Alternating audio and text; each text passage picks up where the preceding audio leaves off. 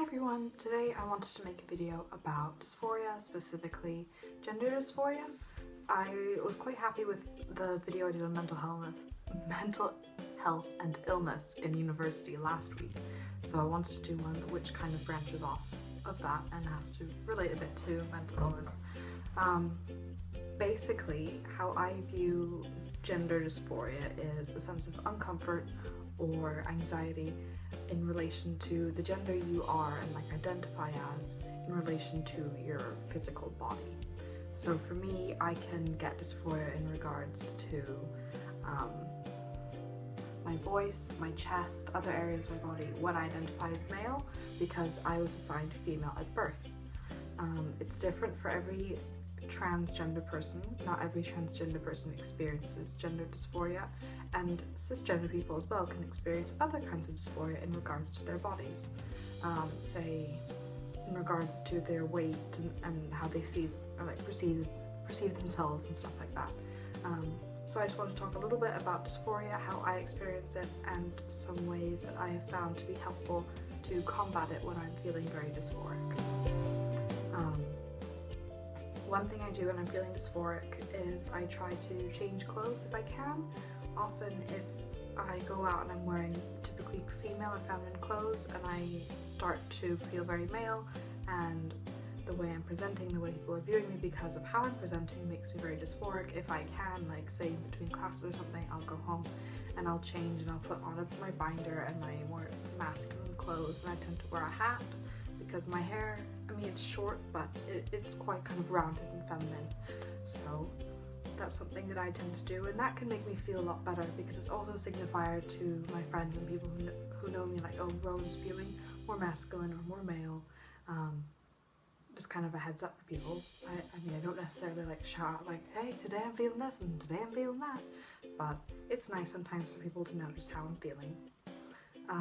Another thing I do if my dysphoria is quite bad, that it's making me feel very anxious or very low, is if I can, I might go home and just get into my pajamas and get really comfy. If I can, I might get into bed a bit, watch a show, just kind of try to distract myself, do something go online, watch YouTube, watch a video, and just kind of try to distract myself from how I'm feeling in my body at that moment.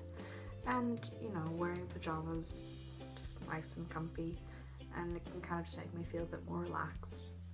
On the flip side, another thing I do sometimes when I'm feeling dysphoric is to exercise, because that makes me feel like I'm using my body in a really positive way to make myself healthier. Obviously exercise within reason. And after exercising, going on a run or doing my dance class, I leave feeling really tired and that kind of really good tired feeling you get after some really good, a good session of exercise.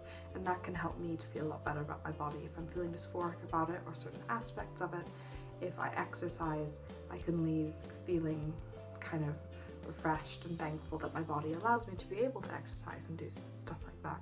So that's kind of an opposite to the go home and get into your pajamas and get into bed. It kind of depends on how I'm feeling.